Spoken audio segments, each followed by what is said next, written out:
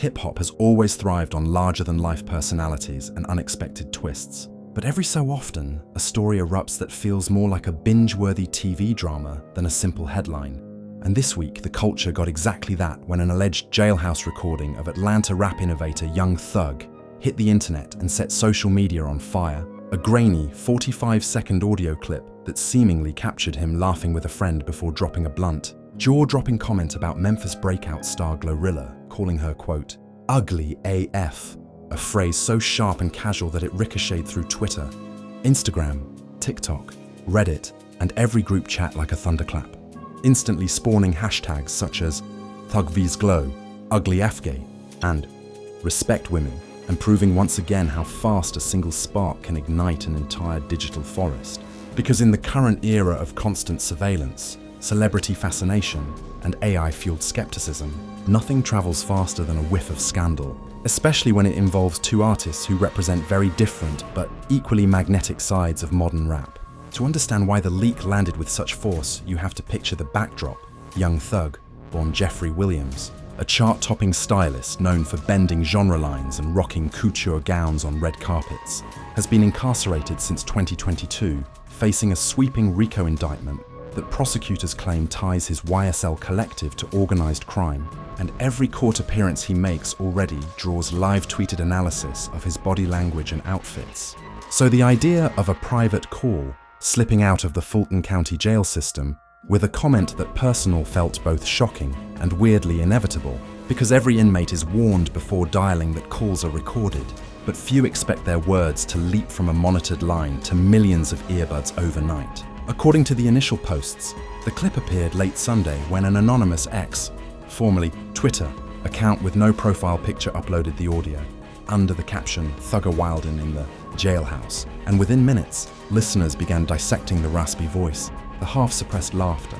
the casual drawl that longtime fans insisted could belong to no one else. While skeptics countered that in the age of deepfakes and voice-cloning AI, it was reckless to take any recording at face value. But the internet rarely waits for confirmation, and as reaction videos flooded YouTube with titles like "Did Thug really say this?" and "YoungThug just violated GloRilla," the meme machine roared to life. Photos of Thug's famously eccentric runway looks captioned "Mirror check," split screens comparing GloRilla's icy shades to various cartoon characters, and TikTok creators looping the alleged insult over dance challenges, each remix driving the story further into the stratosphere. By dawn Monday, it was impossible to scroll without bumping into the controversy, and the target of the supposed diss, GloRilla herself, didn't take long to respond, jumping on Instagram Live with the effortless confidence that helped her smash into the mainstream with the Grammy-nominated hit F&F, Let's Go, a song that already turned her into an emblem of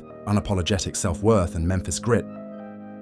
And with a sly smile behind her trademark oversized sunglasses, she told thousands of viewers that she'd heard worse from people who matter way less. A single sentence that instantly became a rallying cry for her supporters and a ready-made caption across Twitter and TikTok, proving once again that in the attention economy, poise and humor beat outrage every time. Her fans flooded comment sections praising her ability to stay unbothered, while industry peers from Cardi B to Latto liked or shared posts celebrating her response, and gossip outlets speculated whether she might turn the moment into a diss track, though Glo hinted she'd rather let her continued success serve as the ultimate clapback. Meanwhile, the pressure around YoungThug mounted as major blogs reached out to his legal team for clarification, receiving only the predictable "no comment," but behind the scene sources close to the YSL camp whispered to reporters that the call was old and wildly taken out of context, though notably no one issued a flat denial, which only fueled further intrigue and debate about whether the rapper had really taken an unprovoked shot at one of hip-hop's fastest rising women. As the clip gained millions of plays, journalists pointed out that the Fulton County jail system records every inmate call and warns participants with a recorded message, meaning that if the audio was real, someone with access had to leak it, raising uncomfortable questions about privacy, sabotage, and the blurred line between public interest and exploitation, especially given that Thug is already fighting for his freedom in a high-stakes RICO case where every utterance can be scrutinized by prosecutors and fans alike. By midweek, the storm reached a tipping point and YoungThug's official social media accounts finally broke the silence with a carefully worded statement unmistakably approved by both his legal and PR teams, addressing GloRilla directly and saying that whether the clip was old, misheard or chopped up, the words attributed to him were not the kind of energy I want in the world, praising her talent and wishing her continued success while adding a simple "my" apologies for any disrespect, a move that some fans hailed as a sign of maturity and others dismissed as mere damage control. But either way, it shifted the conversation from accusation to reconciliation. GloRilla, never one to drag out drama, posted a brief note thanking her supporters and saying she appreciated the apology, effectively closing the book on what could have become a prolonged feud. Yet the cultural autopsy continued as commentators and podcasts unpacked the bigger themes: how women in hip-hop still face unsolicited critiques of their appearance,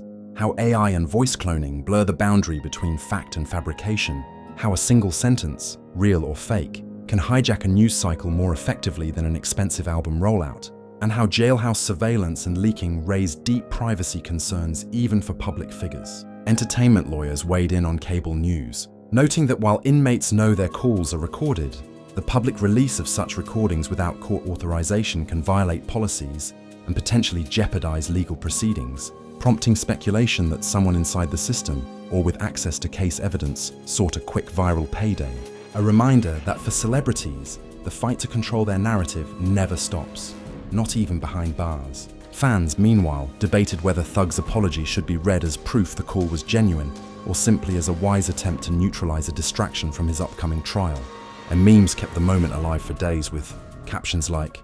"Even jail can't stop the tea," and "Thug are learning. PR the hard way," while music critics pointed out that ironically the incident gave both artists a promotional boost. Streaming numbers for GloRilla's latest single spiked, and interest in Thug's older catalogue ticked upward as casual listeners revisited the music that made his voice so recognizable in the first place. By the weekend, the frenzy began to cool, but the lessons lingered.